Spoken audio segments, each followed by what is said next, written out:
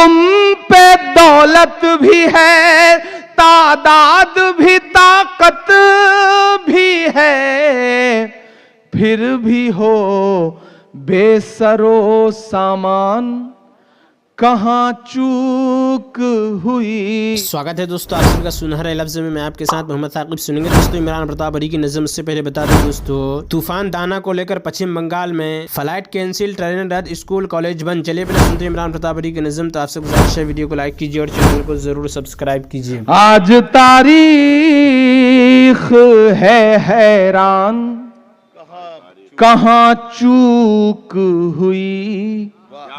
मेरे बुजुर्गों, मेरे नौजवान दोस्तों, अंदर एलईडी स्क्रीन पर जो हमें देख रही हैं मेरी माएं बहनें, कहीं तो कुछ चूक हुई है ना, कहीं तो कुछ गलतियां हुई हैं।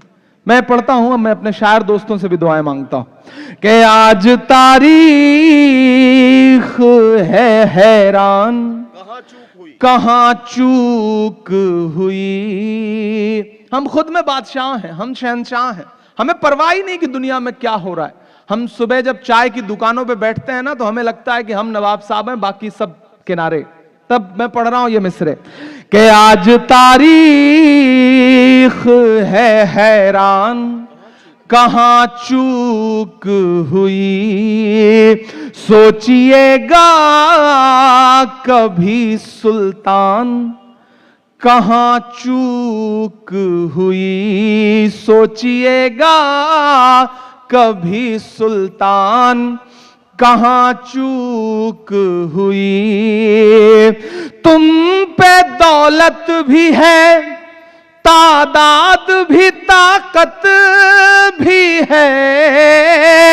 तुम पे दौलत भी है, तादाद भी, ताकत भी है, फिर भी हो बेसरो सामान, कहां चूक हुई।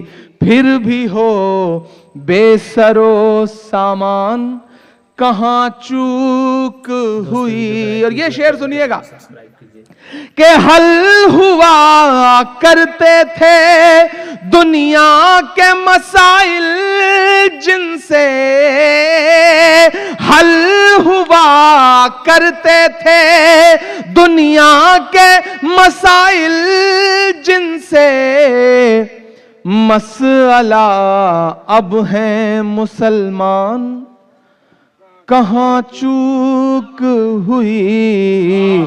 मसला अब है मुसलमान। और आखिरी शेर इस गजल का, जहां है जैसे खड़े रहिए ऐसे, मुझे आखिरी शेर पे मुझे आपकी दुआ चाहिए कि रह गया किस लिए।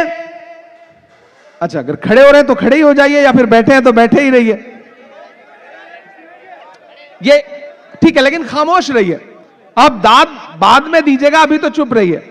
कि हल हुआ करते थे दुनिया के मसाइल जिनसे, मसला अब है मुसलमान, कहां चूक हुई। और जो शेर मैं पढ़ने जा रहा हूं उसको ही सफरा तफरी में नहीं पढ़ सकता। मुझे एक बार ताली बजा करके उस शेर के लिए पहले माहौल दीजिए, तब मैं वो शेर पढ़ूंगा।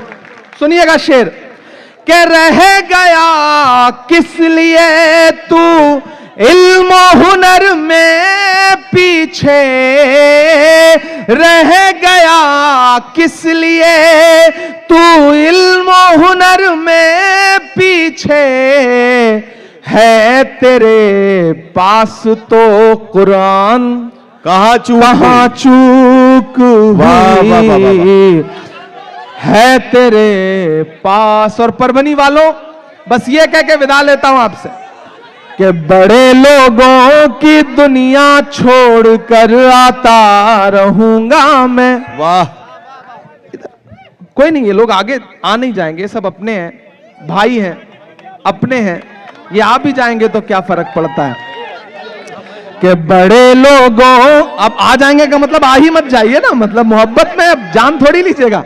बड़े लोगों की दुनिया छोड़कर आता रहूंगा मैं, कसम कैसी भी हो सब तोड़ कर आता रहूंगा मैं, भले ही शोहरतों की मैं सभी ऊंचाइयां छू लूं, बुलाकर देख लेना दौड़ कर आता रहूंगा मैं। बहुत शुक्रिया परभनी वालों, इन बेपनाह मोहब्बतों के लिए। मज्जू लाला साहब को कामयाब मशारे के लिए मुबारकबाद। और एक बार फिर से सज्जू लाला साहब और मरहूम हफीज। दोस्तों, इमरान प्रताप गरी की नज़्म सुनने के बाद आप अपनी राय में क्या कहना चाहते हैं वो नीचे कमेंट बॉक्स में जरूर बताएं। आइए दोस्तों, दिन की बातें किताब से सुन्नत और नफल नमाजों का बयान सुनते हैं। मसला, नमाज के वक्त फ़र्ज से पहले जो 2 रकात नमाज सुन्नत है, हदीस में इसकी बड़ी ताकीद आई है, कभी इसको न छोड़े। अगर किसी दिन देर हो गई और नमाज का वक्त बिल्कुल आखिर हो गया तो मजबूरी के वक्त फ़कत 2 रकात फ़र्ज पढ़ ले, लेकिन जब सूरज निकल आए और ऊँचा हो जाए तो सुन्नत की 2 रकात कज़ा पढ़ ले। मसला, ज़ोहर के वक्त पहले 4 सुन्नत पढ़े, फिर 4 रकात फ़र्ज़, फिर 2 रकात सुन्नत। ज़ोहर के वक्त ये 6 रकात सुन्नत की भी बड़ी ताकीद है, इसके पढ़ने की बड़ी ताकीद है। मसला, असर के वक्त 4 रकात सुन्नत पढ़े, फिर 4 रकात फ़र्ज़ पढ़े, लेकिन असर के वक्त सुन्नतों की ताकीद नहीं है, जो कोई पढ़े इसकी बहुत सवाब मिलता है। मसला, मगरिब के वक्त पहले 3 रकात फ़र्ज़ पढ़े, फिर 2 रकात सुन्नत पढ़े, यह सुन्नतें भी ज़रूरी है, न पढ़ने से गुनाह होता।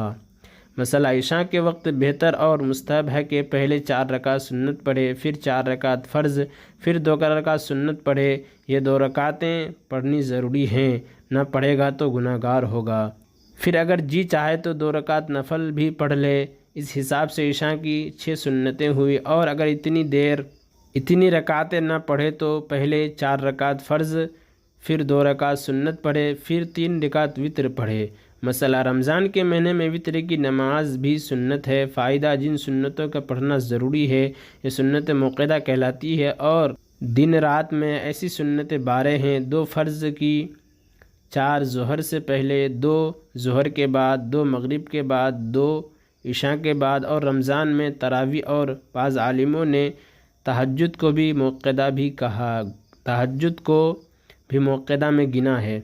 मसला, इतनी नमाज़ें तो शरअ की तरफ से मुक़र्रर है, और अगर उससे ज़्यादा किसी का पढ़ने को जी चाहे तो जितना चाहे ज़्यादा पढ़े, और जिस वक्त जी चाहे पढ़े। फ़कत इतना ख्याल रखे कि जिन वक्तों में नमाज पढ़ना मकरूह है उस वक्त न पढ़े। फ़र्ज़ और सुन्नत के सिवा जो कुछ पढ़ेगा उसको नफल कहते हैं। जितनी ज़्यादा नफलें पढ़ेगा उतना ही ज़्यादा सवाब मिलेगा, इसकी कोई हद नहीं है। नमाज की बात सुन्नतें, तकबीर तहरीमा कहने से पहले दोनों हाथों का उठाना मर्दों को कानों तक और औरतों को शानों तक सुन्नत है। उज़्र की हालत में मर्दों को भी शानों तक हाथ उठाने में कुछ हर्ज नहीं। तकबीर तहरीमा के फ़ौरन बाद मर्दों को नाफ के नीचे और औरतों को सीना में हाथ बांध लेना सुन्नत है। इमाम और मुनफरिद को सूरह फातिहा के ख़त्म होने के बाद आहिस्ता आवाज़ से आमीन कहना, और क़िरात बुलंद आवाज़ से हो तो सब मुक्तदियों को भी आहिस्ता आमीन कहना सुन्नत है। रुकू में मर्दों को दोनों हाथों का पहलू से जुदा रखना सुन्नत है। मसला, कायदा में दोनों हाथ जानों पर हों, उंगलियों के सिरे घुटनों के करीब हों, यह सुन्नत नहीं, यह सुन्नत है।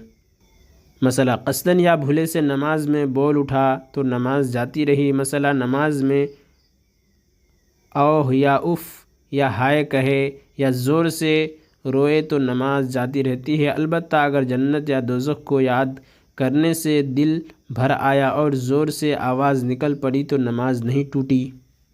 बेज़रूरत खंखारने और गला साफ़ करने से जिससे एक आध हर्फ भी पैदा हो जाए नमाज टूट जाती है। अलबत्ता लाचाई और मजबूरी के वक्त खंखारना दुरुस्त है और नमाज नहीं जाती। मसला, नमाज में छींक आई और इस पर अल्हम्दुलिल्लाह कहा तो नमाज नहीं जाती, लेकिन कहना ना चाहिए। और अगर किसी और को छींक आई और उससे जवाब में उसको यरहमुकल्लाह कहा तो नमाज जाती रही। मसला, कुरान शरीफ में देख कर पढ़ने से नमाज टूट जाती है। मसला, नमाज में इतना मुड़ गया कि सीना क़िबला की तरफ से फिर गया तो नमाज टूट जाती है। मसला, किसी के सलाम के जवाब में वालेकुम अस्सलाम कहा तो नमाज जाती रही।